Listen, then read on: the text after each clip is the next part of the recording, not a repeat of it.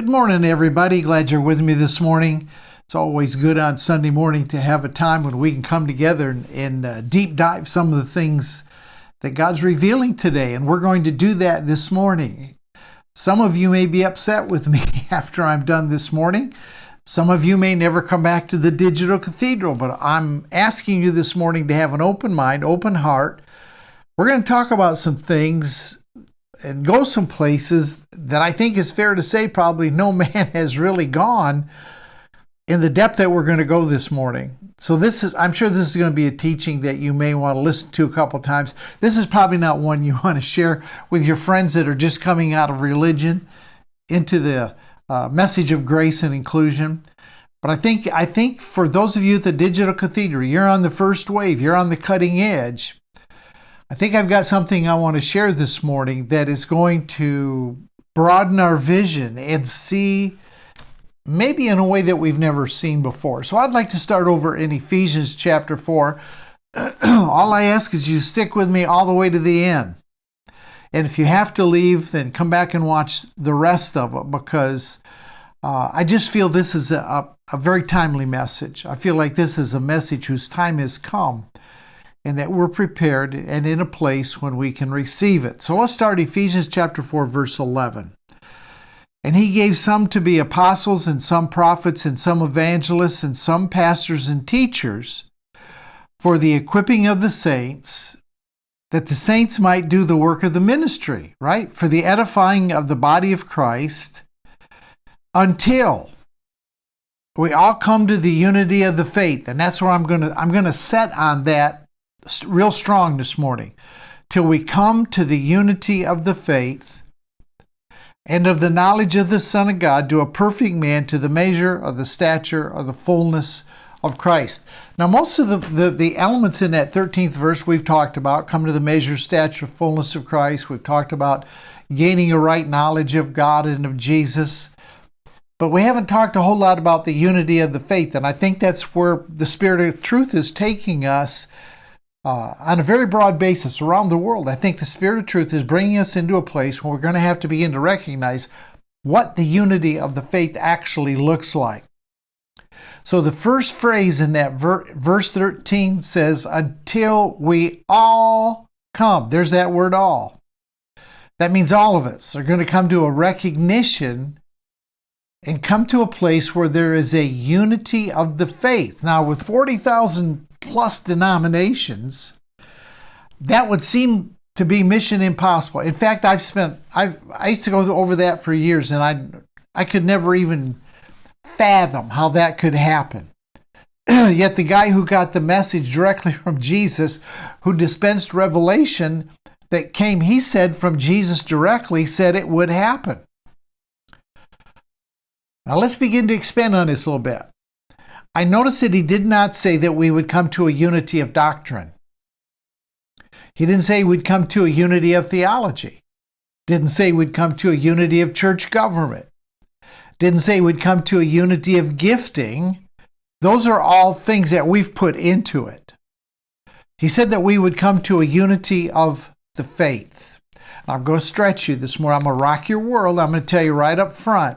I'm going to mess with you big time. And before I really get into this, I want to ask you 5 questions. How you answer these is going to be important in the way that you receive this message. Question number 1, how big is your God? How big is your God? Deuteronomy chapter 10 and verse 17 says, for the Lord your God is the God of gods. So that means every God that man worships, or every God that he has given his attention to, does not equal the God, capital G. He's the God of the small g, and he is the Lord of lords. So he's the numero uno. And I want you to get that established in your thinking this morning. Let your mind expand to how big God is. Question number 2, how unconditional is that God's love? Does he place any condition whatsoever? Is it totally unconditional? Because that word unconditional is a big word. And it's so easy to look at people and think God can't love them. Look how messed up, jacked up they are. How unconditional do you really actually honestly see God's love? Is there, as Paul said, only one God who is the Father of all, who is above all, through all, and in all, as Paul said in Ephesians chapter 4:6, is Christ actually in all? All. I mean, is he really in everybody? It says in Colossians chapter 3 and verse 11, let me just get over there. Colossians, Ephesians, Galatians, Ephesians, Philippians, Colossians. Got to get over there. Is he really in everybody? Now, I've hit on this before.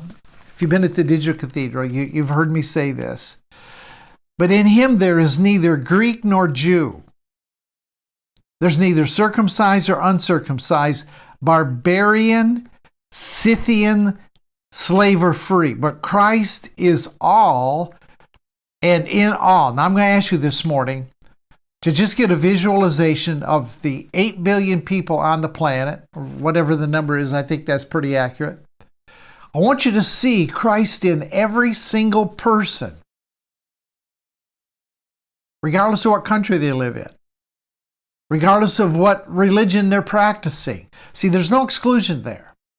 I told you I'm going to stretch you this morning. Do you really see Christ in every person? And are you prepared this morning to be as inclusive in your message, in your gospel, as Paul was? 2 Corinthians chapter 5 and verse 16. Here's how inclusive Paul was. 2 Corinthians chapter 5 and verse 16. I always take time to go to my Bible because I want you to know I'm being scriptural, what I'm teaching you. 2 Corinthians 5:16. Therefore, from now on, we regard no one according to the flesh. That's how inclusive Paul was. We regard nobody to the flesh. In other words, we don't judge or determine any man by his actions, by his attitudes, by his theology, by his belief system. We don't look at that. We know no man by the flesh. I don't know how you can get around that. From henceforth, from this point forward, we regard nobody according to the flesh. All right, question number 6. Does God reject people that call him by the wrong name? Now, I'm going to get into that a little bit more, but just, some of you call God differently than what you used to call him. You used to call him God. Then you went to Father. And some of you that follow along with Paul Young, you call him Papa. Huge difference between God and Papa. Right? Now, just hold that in mind. Does God reject those that call him by the wrong name? Are there wrong names that we can call what Deuteronomy 10:17 said was the God of God and the Lord of Lords? All right, point number 1 this morning. Point number 1. Since time immemorial, there have been schisms and splits and divisions among religions, among the sects, among the denominations. And the fact of the matter is there's more that are popping up every day. I mentioned 40,000. There's actually more than 40,000, and there's more coming every day. This is not something new. This has been going on since the very beginning. Paul said in 1 Corinthians chapter 3 and verse 3,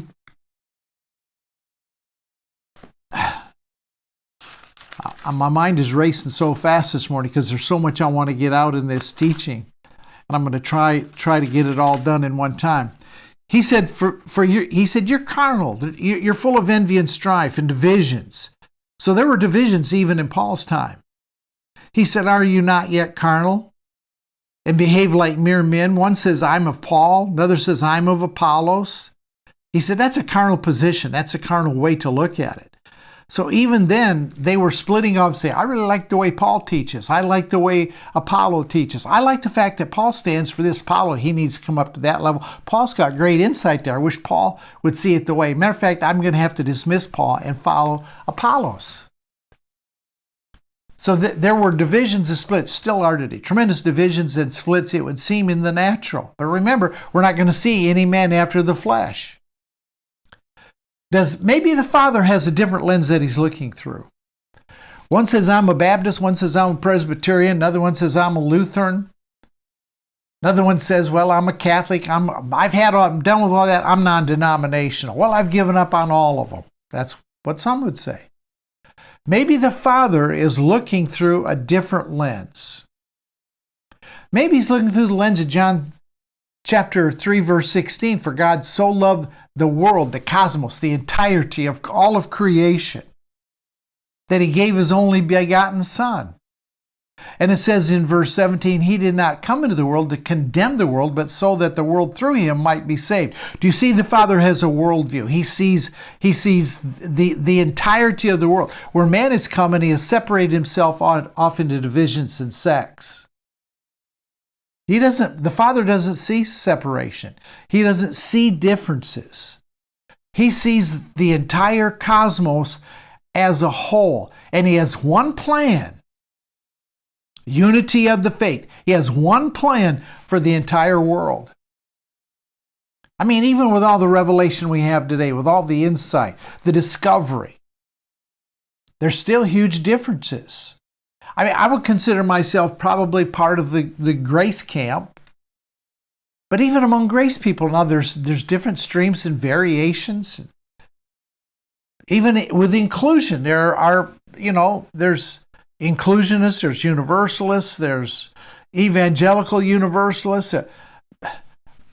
The more it seems like we see, the more we splinter off. But the Father doesn't see it that way. So what we're actually doing, it would seem, is postponing. We're not hastening the unity of the faith that Paul said we would experience. We're still gathering around beliefs, factions.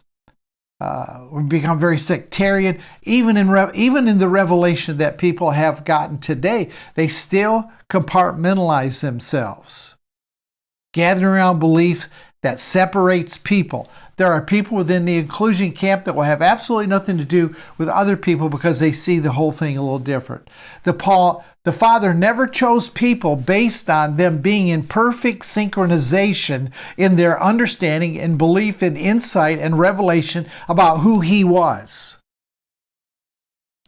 He picked Abraham. Abraham was not a God follower. He was an idol worshiper. Remember that? Idol worshiper in Mesopotamia. And God spoke to him, said, Abraham, I'll put a hand on you.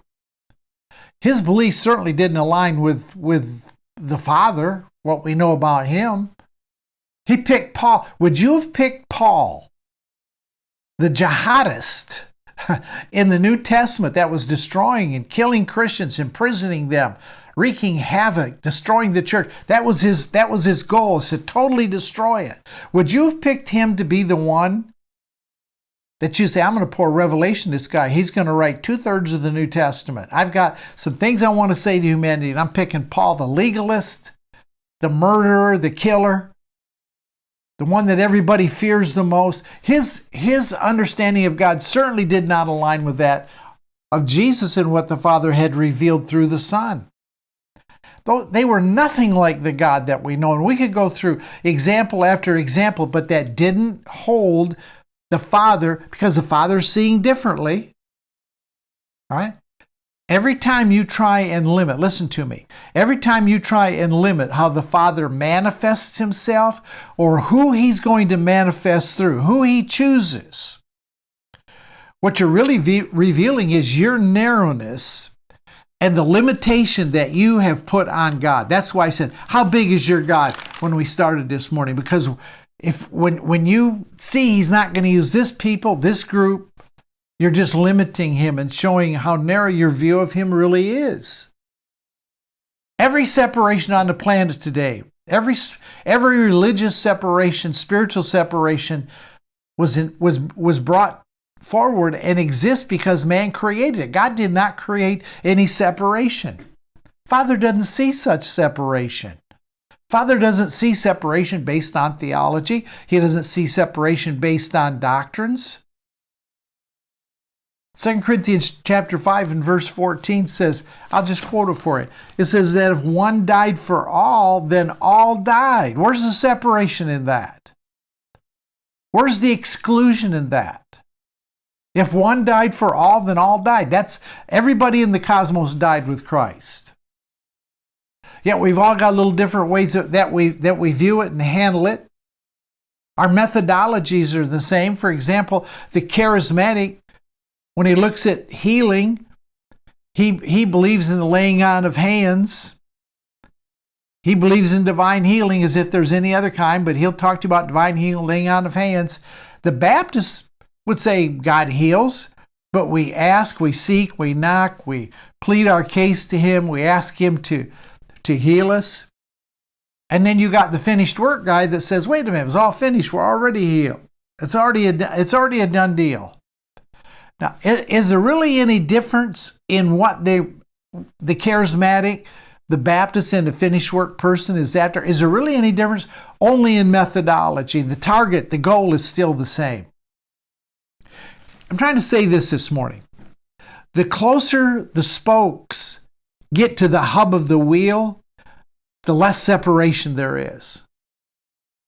The Father is the hub and you and I are the spokes, and the closer we get to the hub, the less separation we're going to realize. The less separation is we're going to acknowledge. See, the teaching on how the Spirit works are intrinsically the same. Whether it's a Baptist, a charismatic, a finished work, a grace person, basically the same, right? Because there's only one Spirit. The Spirit can manifest in different ways, but because there's one Spirit. Remember what Paul said in Ephesians chapter 4? Ephesians chapter 4. Let me read that for you. We read a little bit in chapter 4, but let me read just a little bit before that. Ephesians chapter 4, verse 4. It says, there is one body and there is one Spirit, and we are called into one hope. There is one Lord, one faith, one baptism, one God and Father of all, who is above all, through all, and in all. He's stressing that there's only one. I don't care what you call him.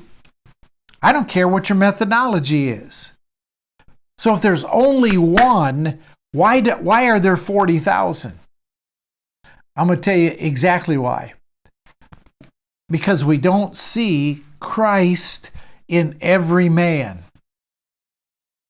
We only see Christ in those that believe like we do, those that share like faith, and so we gather around them. And so as a result, there's a separation of seeing who actually has the indwelling Christ within. We don't believe one God and Father of all, who's above all, through all, and in all. Now, I'm not talking about you at the Digital Cathedral necessarily. I'm talking about this broad expanse of Christianity, because this morning we're going to try to bring this thing and get a focus on what is the unity of faith. How can this be achieved? In fact, Jesus said in Matthew chapter 6 and verse 23,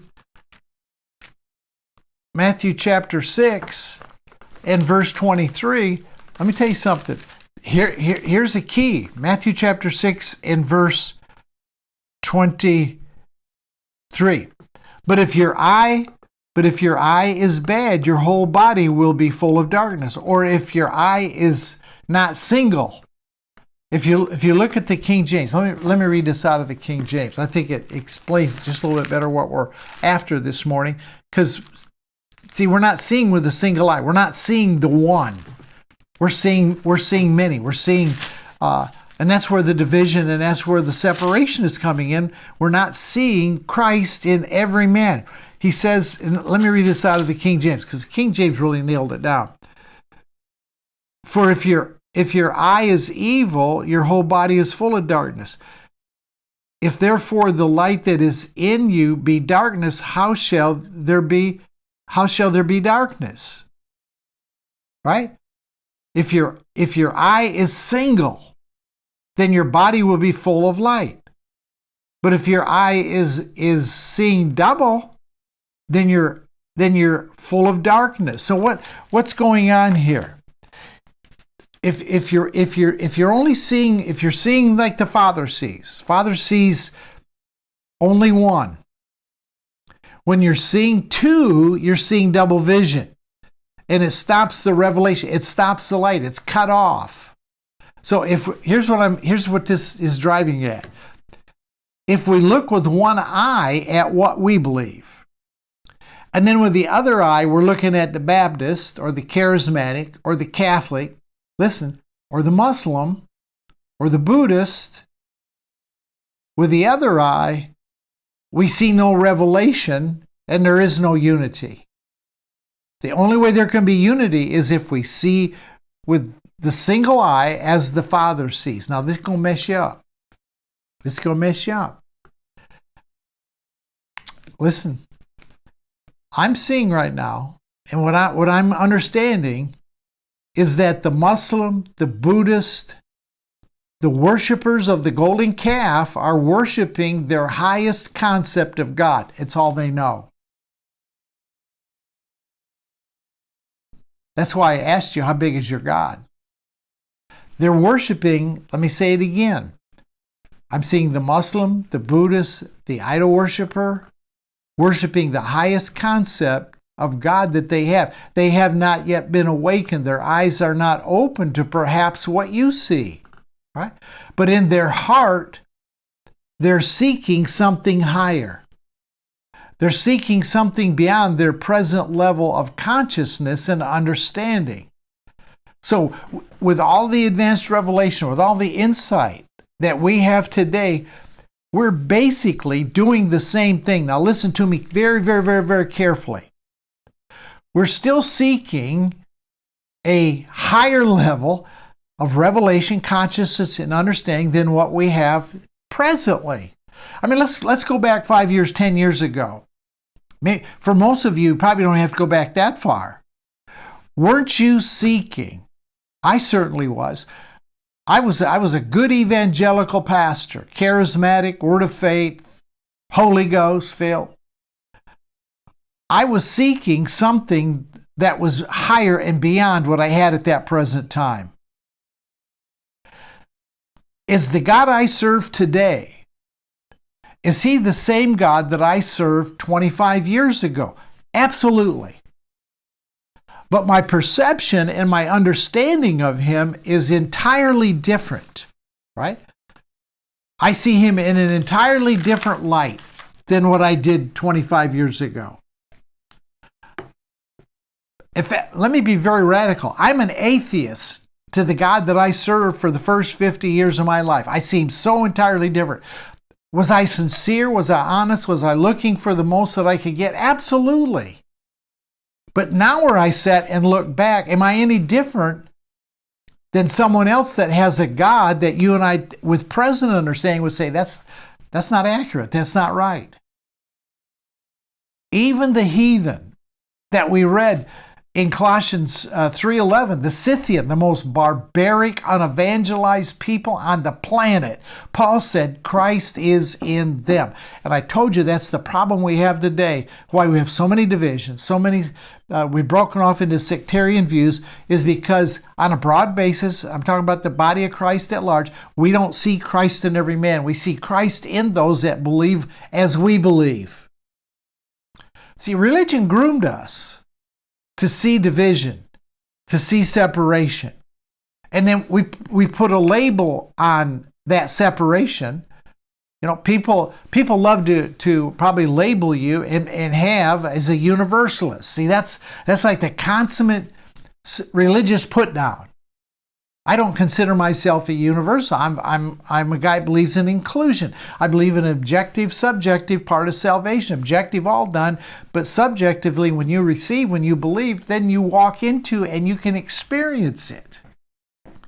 Now, see, even within those that would say they're inclusionists, they would see it entirely different.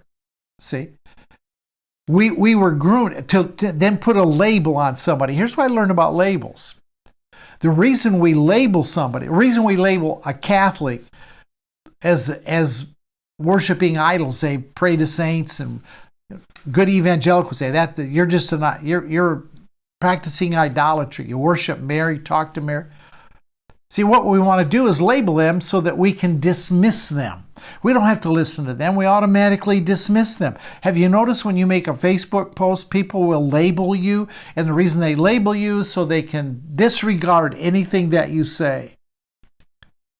With the Spirit of God today, and brother, we're going to get into some things here. What the Spirit of God is doing today is helping us to see with a single eye. A unity that is not restricted by man-made doctrines and traditions and beliefs. Jesus said, you've made the Word of God, the word that I'm speaking, you made it of none effect because of your traditions. And we've done that continually. Paul is the new covenant man. He's the dispenser of revelation. And I ask, can you be as inclusive as what Paul was? He's the ones who will come to a unity of the faith. He's the one that's going to tell us how it would actually look. Now, Paul rocked an encounter in Acts chapter 17 that really challenged me. Changed my perception. I'm talking about recently. When I read this thing in Acts chapter 17, because the guy's been working on me about this unity of the faith, and I talked to Malcolm Smith about it a couple times at lunch. I said, Malcolm, the unity of the faith's got to be boiled down to just two, three things. I said, Jesus is Lord and love one another. And he listened, said, yeah, but he said, then you're going to get into definitions, and okay, I got it.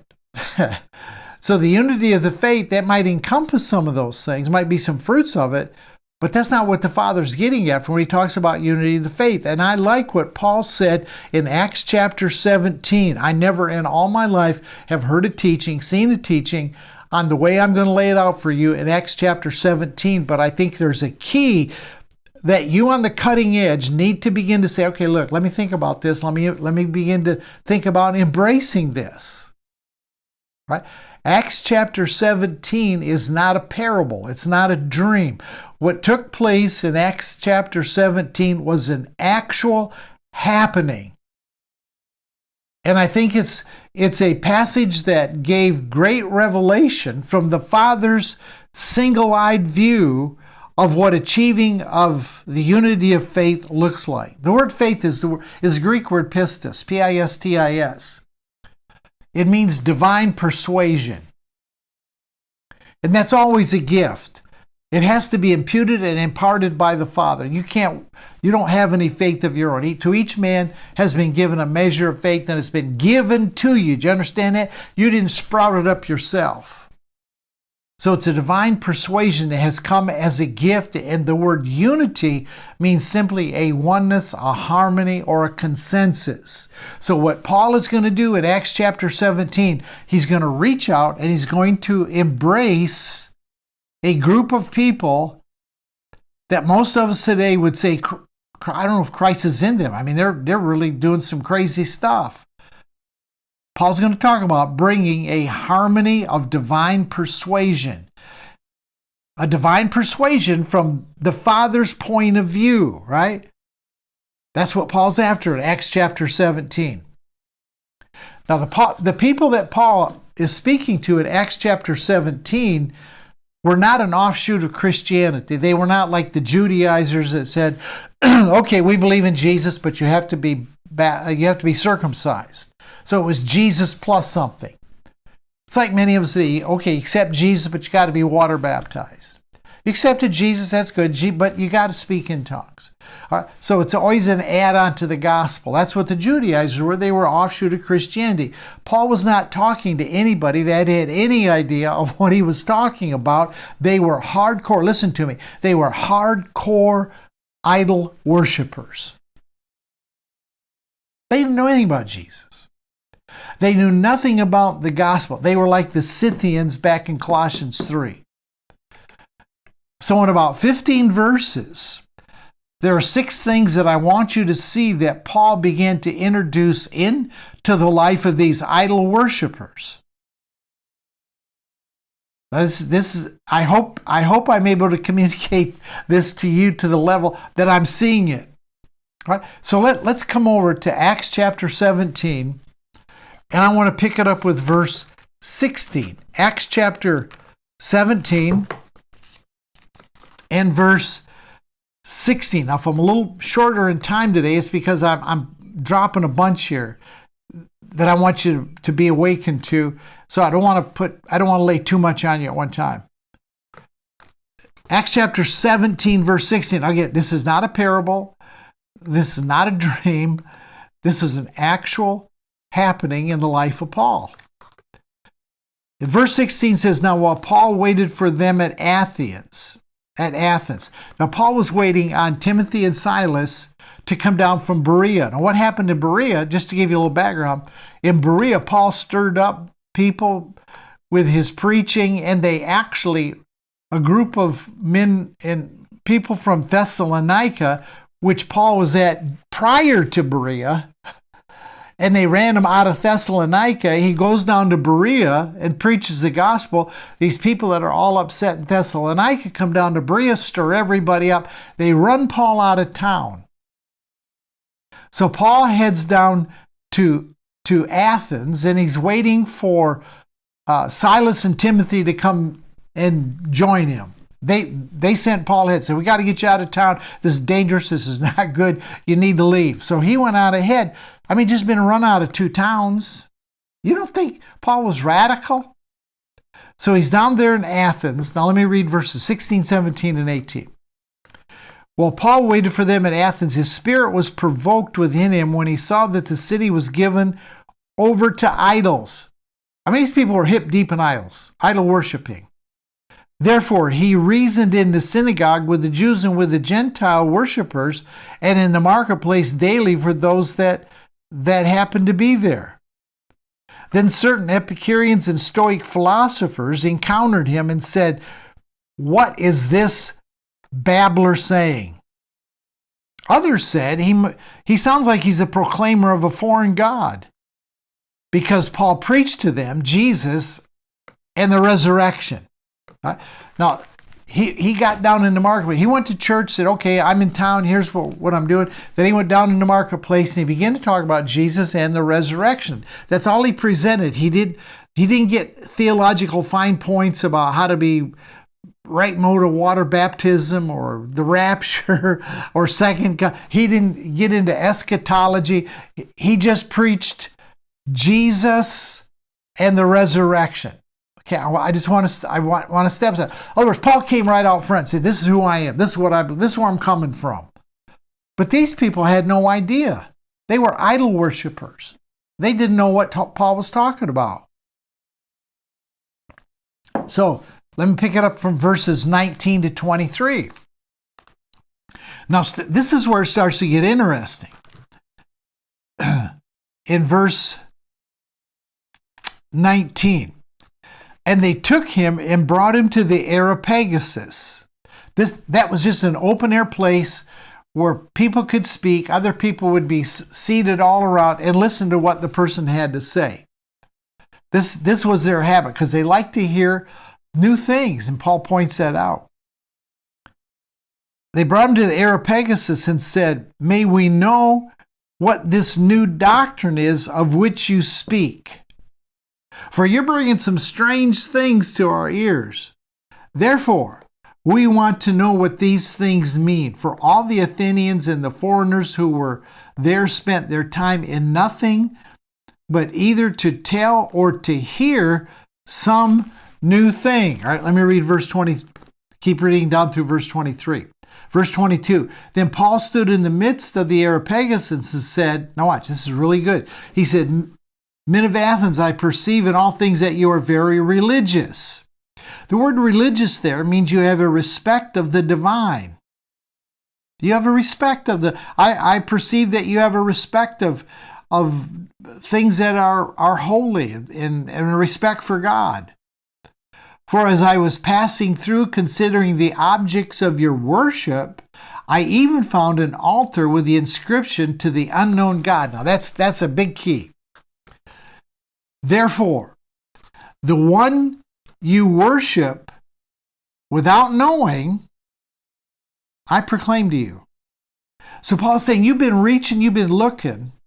He said, you're not sure you've got it all together, so you just to cover the base, you've got this unknown God you're worshiping. Paul said, that's the God I'm going to talk to you about. Right? All right, so let's come down, keep reading, verse 24. God who made the world and everything in it, since he is Lord of heaven and in earth, does not dwell in temples made with hands, nor is he worshipped with men's hands as though he needed anything. Watch.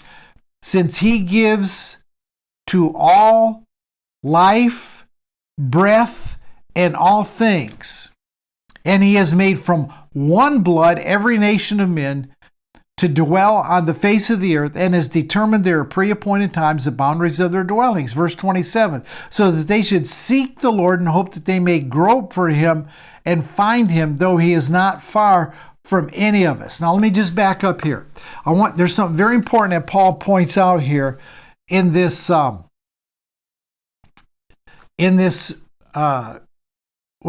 25.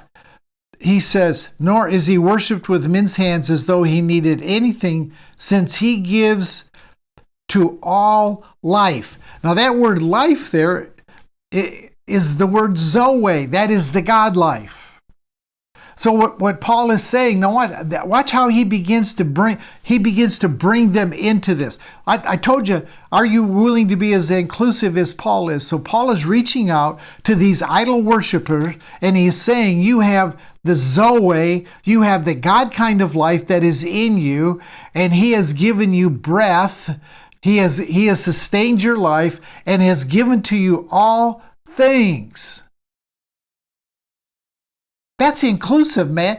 Paul didn't come in there preaching hellfire and brimstone saying, if you guys don't turn around, you're going to hell. He didn't come in with any of that. He included the Athenian idol worshipers in those that had the life of God imparted to them, because God is seeing with one eye, seeing single vision. He's seeing the entire planet, no separation, no division. They might be calling him by the wrong name, but he is the God of gods.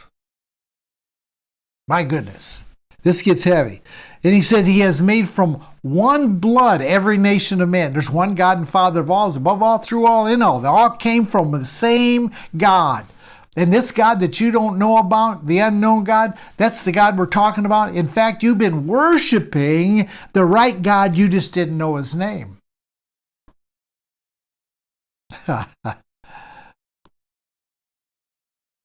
All right, let's move down to verse 28. For it's in him we live. Christ is in all. They have been included. He's telling the idol worshipers, guys, it's in him we live and move and have our being. As also some of your poets have said, for we are his offspring. Do you see what he's doing with these idol worshipers? He's bringing, man, Paul would have lost his ordination in most churches preaching to non-believing, never prayed the magic prayer, never water baptized, didn't even know. Paul is bringing them in saying, you have the life of God. You are the children of God. You are the offspring of God. This God that I teach to you that you've been worshiping and didn't even know his name, but you've been worshiping. Verse 29, therefore, since we are the offspring of God, we ought not to think that his divine nature is like gold or silver or stone, something shaped by art and men's devising, right? So Paul's saying, look, I'm going to change your level of consciousness. I'm changing your level of perception here. What I'm after is to get you, let's use a church word, to repent, to change your mind, metanoia, head in a different direction. You're good to go. You're God's children. You're included. You're of one blood. You've been worshiping the right God. You just didn't know his name, didn't know how to put a handle on it. You've been searching and trying to get a higher level of understanding, a higher level in conscience. And just in case you missed it, Mr. Idol Worshiper, we are all the offspring of God. There's no such thing as a child of the devil. Now, many people would have looked at those idol worshipers and said, they are children of the devil. They are lost. undone. They are headed in the wrong direction. Now, Paul really starts to make this good. He gets gooder as we get into this. Listen, this is going to upend and upset your theological cart. Many of you. I'm bringing to you an expanded understanding this morning. And I hope that you see it. All right, verse 30 and verse 31. Open our eyes, Father. Verse 30. Truly, these times of ignorance God overlooked, but now commands that all men everywhere change their mind. I'm bringing to you, all I'm asking is you change your mind, because he has appointed, watch, this is how good God is, how inclusive, how much love that he has. He has appointed a day in which he will judge the world in righteousness. Did you hear that? He's going to judge the world in righteousness. I'm going to finish now. I've got something to say about that. By the man he has ordained, he has given assurance of this to all by raising him from the dead. So what's Paul getting at here? He's saying, guys, I want you to know something. God's going to judge the world. And the word for world there is not cosmos. It's the world. Let me just interpret. Let me just give you the definition. The word world as it's used there means the inhabited earth. He's going to judge the inhabited earth, everybody that's on it, in righteousness. You know what righteousness is? That's approval. He's saying he's going to judge the world. He's going to judge it approved, in a approved condition, pleasing to God. He's already determined. He's going to judge the world in righteousness. And he gives this assurance in verse 31. He says, let me read it, because this is just so good. Verse 31. Because he has appointed a day when he will judge the world in righteousness by the man whom he has appointed, he has given assurance of this to everybody, to all. There's that word all again. By raising Jesus from the dead. Paul's saying, look, he's going to judge the world righteous. He's going to judge the world approved. And he's given us a blanket of security because he raised Jesus from the dead. So what's he saying? He's saying he's given us an assurance, even to you idol worshipers, even to you Baptists, you Catholics, you Muslims, you Buddhists, you that follow Confucius. You're serving a lesser God, but I'm talking to you, Mr. Muslim, about the great God. The God that you're groping for, the God that you're looking for, the God that you're trying to come to a higher consciousness of. He's going to judge the world in righteousness, and he says he seals the deal by raising Jesus from the dead. Gives this assurance to everybody, Muslim, Buddhist, doesn't matter. Giving assurance to everybody by raising Jesus from the dead. Remember what 1 Peter 1:3 says? That we have been born again by the resurrection.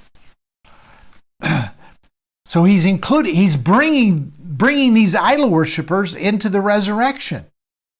In effect, he's saying, idol worshipers, you've been born again through the resurrection. You just don't know it. You idol worshipers, I'm trying to get you to change your mind, idol worshipers. You don't know who you are. You have no clue of the message I'm bringing to you, right? I'm glad Paul didn't preach turn or burn.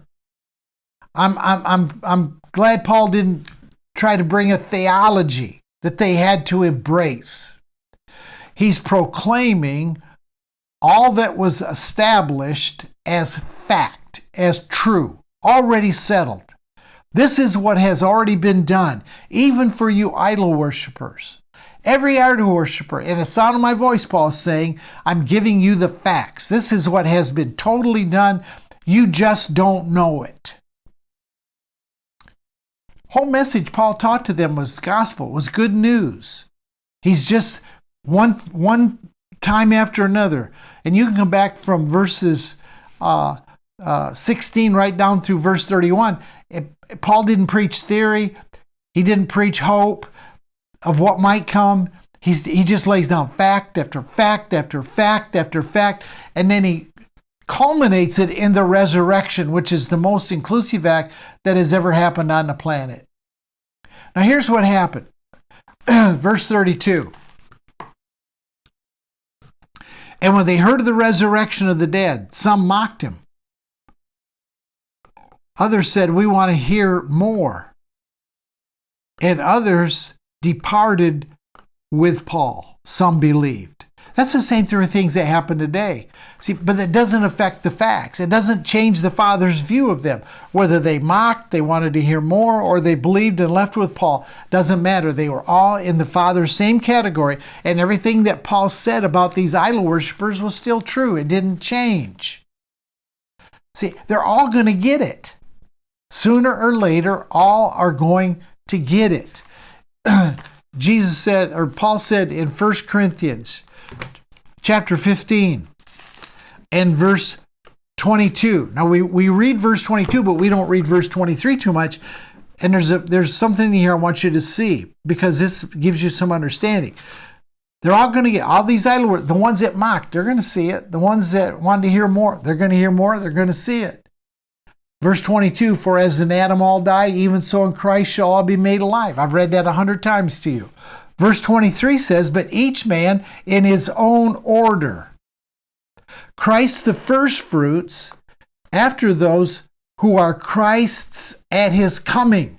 Now see, we've made that into the second coming. It's not what that word is. It's the word parousia. It means the coming of his presence, the revelation.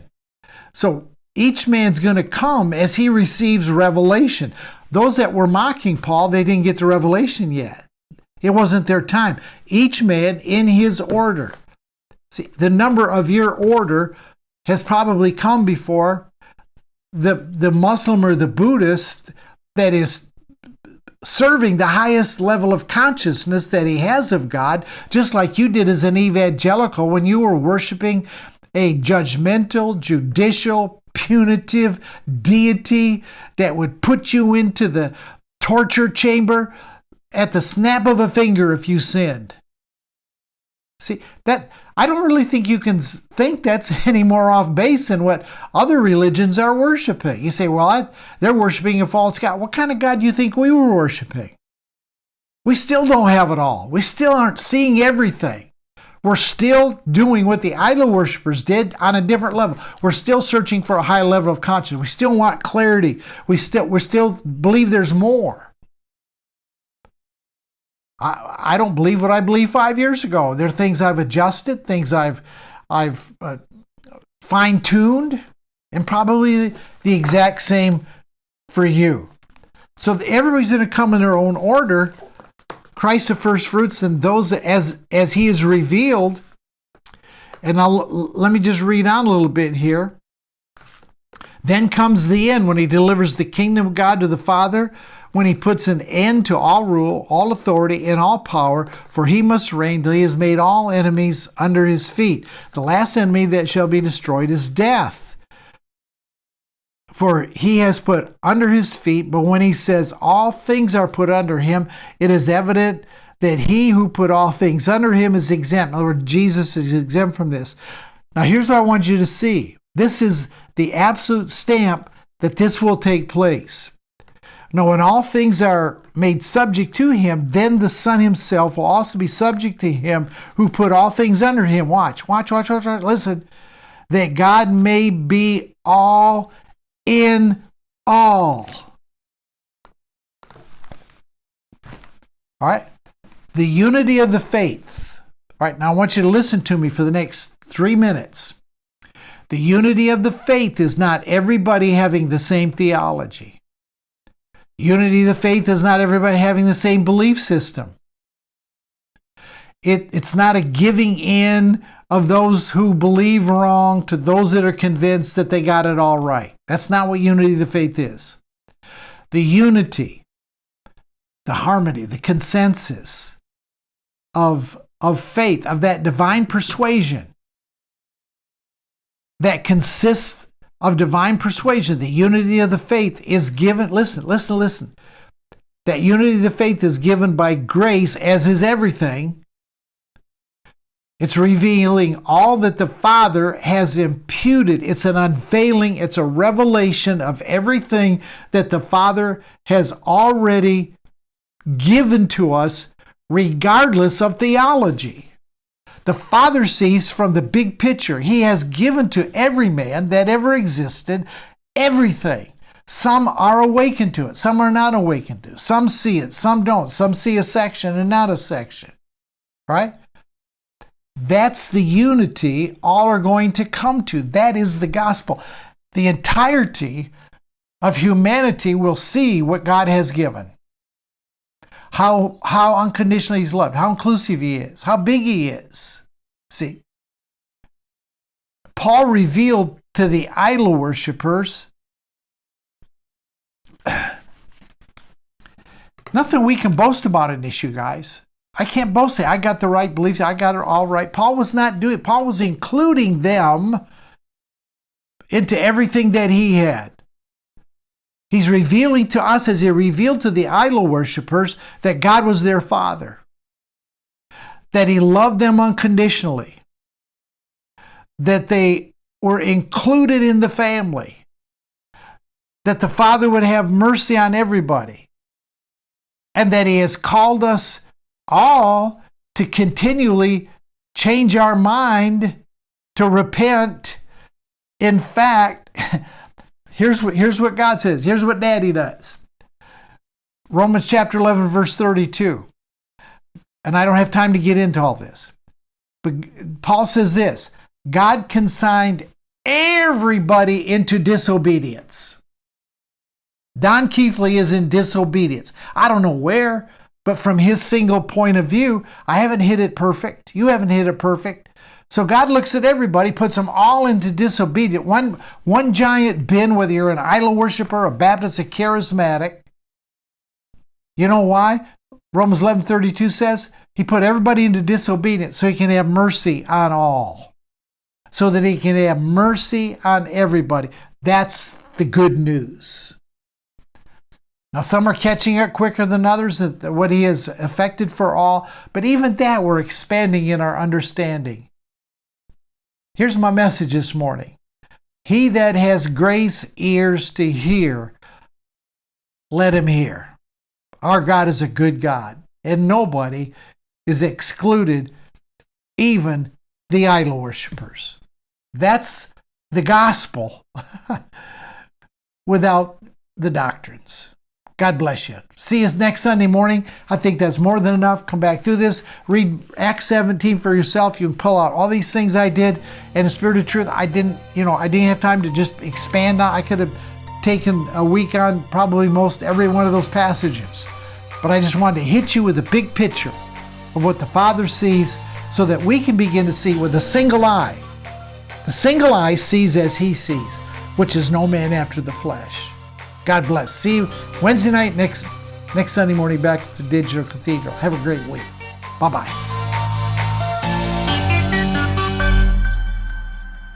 If your heart has been touched by Don Keathley's words and you believe this ministry can enrich your spiritual journey, we warmly invite you to subscribe and hit the bell icon.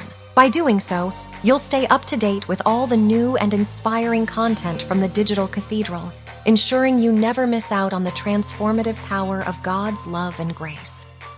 You may make a donation at donkeathley.com. We thank you for your continued support and encouragement.